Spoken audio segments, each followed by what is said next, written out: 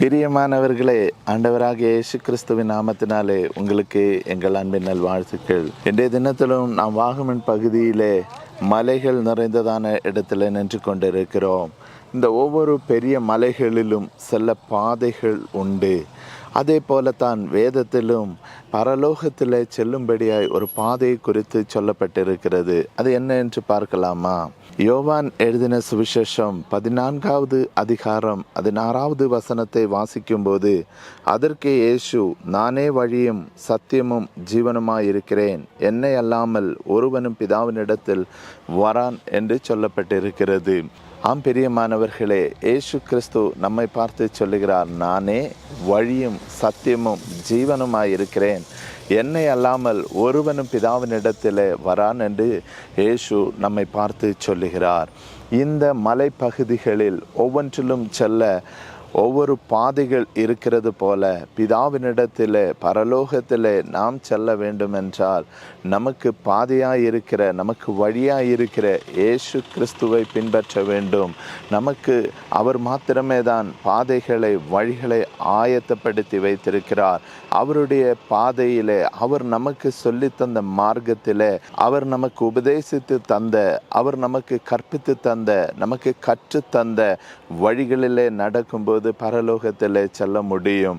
அவரை சார்ந்து அவருடைய பாதைகளிலே பின்பற்ற கர்த்தர் இன்று உங்களை அழைக்கிறார். இந்த உலகத்திலே அவருடைய பாதை அல்லாத பல பொல்லாத வழிகள் இருக்கிறது. ஒரு மலையிலே ஏறி செல்ல வேண்டும் என்றால் அந்த மலையின் பாதையிலே நாம் செல்ல வேண்டும். வேறு வழியாக சென்றால் பாதையிலே ஏற முடியாது.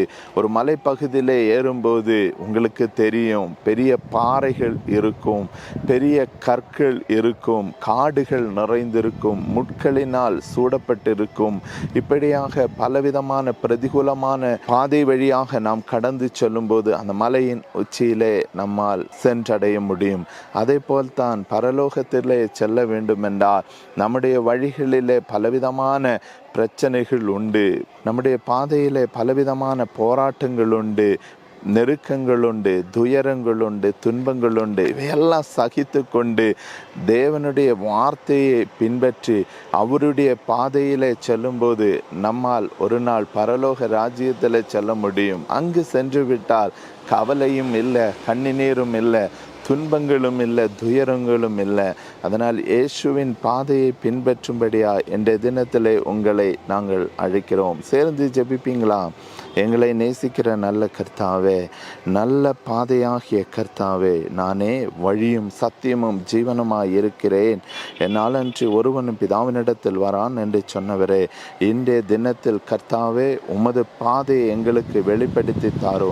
ஒவ்வொரு நாளும் நாங்கள் வசனத்தை கற்று வசனத்தின்படி ஜீவிக்க, வேத வாசனங்களில் எங்களுக்கு சொல்லித் தருகிற காரியங்களில் கீழ்ப்படிந்து பரிசுத்தமாய் ஜீவிக்க எங்கள் ஒவ்வொருவருக்கும் உதவி செய்வீராக.